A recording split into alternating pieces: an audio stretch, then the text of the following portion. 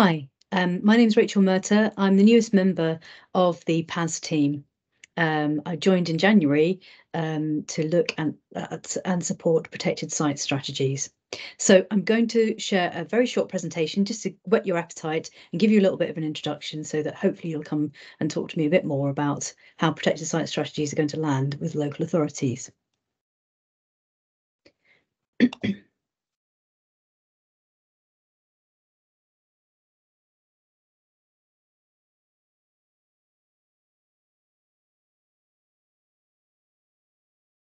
So here we go. I'm just going to briefly cover what the context protected site strategies are landing into, why have them, why potentially they're different from anything that's gone before, who's doing what, and why we in particular want to speak to you. So first thing is the national context, well, the international context. Nature is in trouble. You may know that. You may have declared a biodiversity emergency within your local authority. But in particular, the UK and England is one of the most nature depleted countries in the world. In fact, within my lifetime, we've seen a third of wildlife decline even within my lifetime. So something needs to be done. Fortunately, something is being done, and there's some new tools that have been introduced through national legislation to put us well and truly on the road to nature recovery. Here we are. Here's a bit of the wider context that I'm sure that you may be aware of. I'm just going to pick out the Environment Act because that's the relevant bit to protected site strategies and indeed a lot of the other nature recovery work that you'll be getting involved with, which is what this looks like. Of course, local nature recovery strategies, responsible authorities and supporting authorities will be leading these at the moment. As biodiversity net gain has just landed, and many of you will be involved in nutrient neutrality within your catchments, within your areas. So protected site strategies is a small element relative to this, but potentially an important key that will help to unlock nature recovery. As you may be aware, but I'm going to flag up here, there's lots of information already on the PAS work website about nature recovery that you can tap into. And of course, we know that nature isn't just a pretty nice thing to have. It does an essential part, a service for us all around health and the environment and the economy. And in fact, one of my colleagues is just launching a nature recovery toolkit for local authorities this month, which will help you navigate this whole area. So onto protected sites across the UK. We'll specifically look at England, but this map shows that already a third of our land and sea appears to be protected. And that's because we do have some extraordinary habitat species and environments within our area, even though we are nature depleted, there still is some extraordinary areas.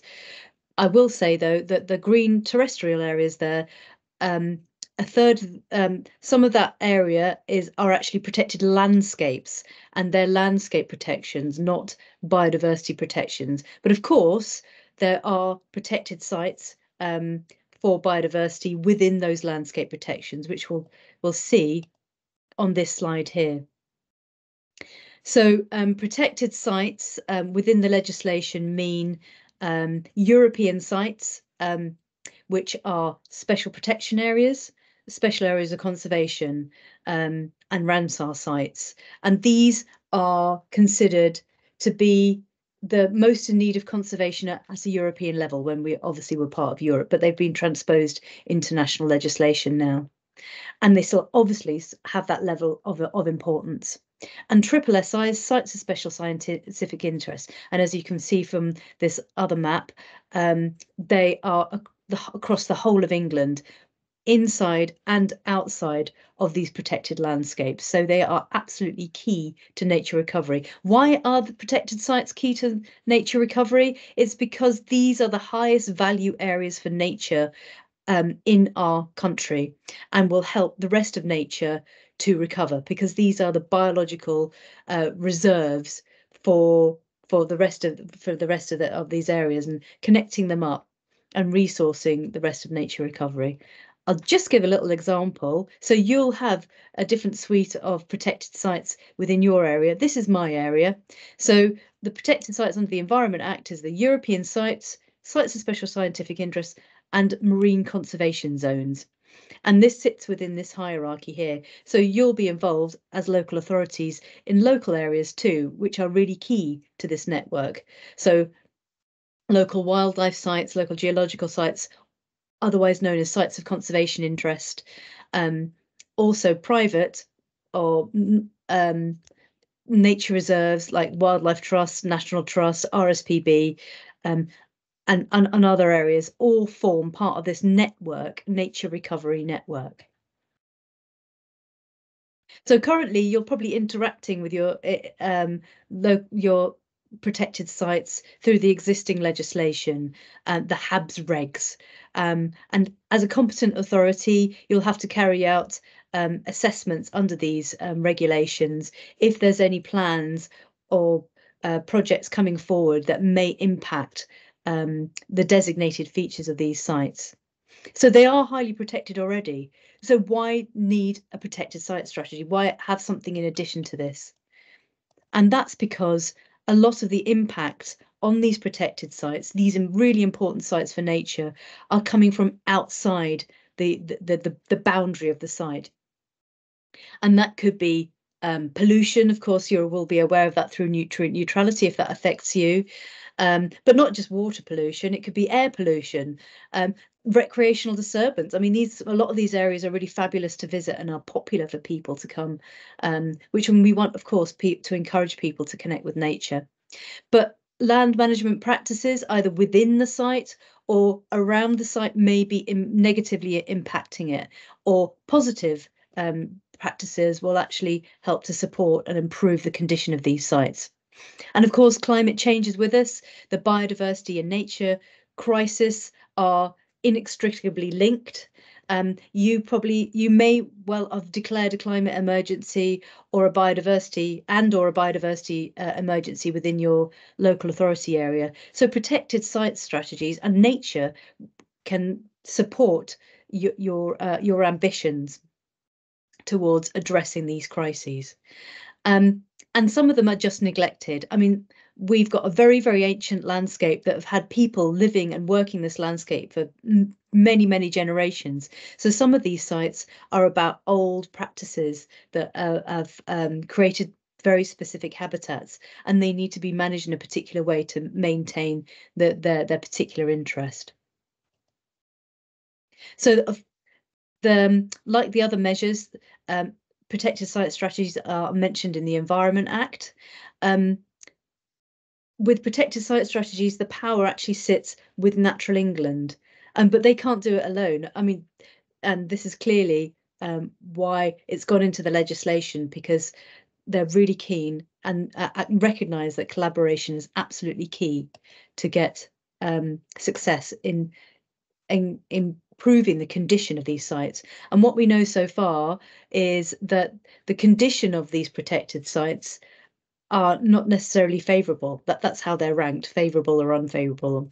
And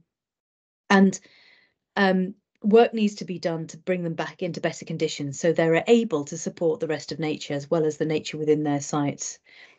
And of course, it's all within this complex of what else is happening, as I've mentioned before, like local nature recovery strategies and biodiversity net gain. And these are looking at sort of long-term timescales. The pictures that you can see here are 4 of the 5 pilots that are looking at elements of what a protected site strategy may mean in a particular area. So when Natural England asked some of their potential collaborators about what a protected site strategy is, how would you summarise it? There was different interpretations, but there's lots of things in common. As you can see, collaboration is absolute key to finding solutions and looking at the root causes to make improvements to these areas, all ultimately to support nature and the nature recovery network. So at the moment, it's in a research and development phase, which is why I want to speak to you. And this is about building up the research, building the capacity, talking to stakeholders, and generating interest so that the collaboration will be successful and protected site strategies will be a success. So how is it relevant to local authorities? I'm sure you're doing some of this work already, either through preparing a local plan and looking at strategy, looking at protected sites within your area. Maybe you need mitigation strategies, recreational plans. You're trying to have a look at addressing the challenges and the barriers within these sites already. And you've made your commitments. Many of you made your commitments around the climate and biodiversity. And of course, there is increasing interest from local residents, the people that we serve, around nature and the value of nature and what nature can do to support us. And we need to support nature. So Natural England have engaged PAS to work on this project, and that's all about talking to you and seeing testing ideas of how protected sites could be deployed in your areas and how you can collaborate. So we want to hear from you, and we want to ask you some questions about this as it's developing. And here are some of the questions, but there'll be more. So I'll leave it at that. Thank you very much. Please get in contact with me. I'll get in contact with you, and let's chat so that we can make sure that protected sites strategies become a really effective tool for nature recovery. Thank you very much, and I look forward to speaking to you very soon.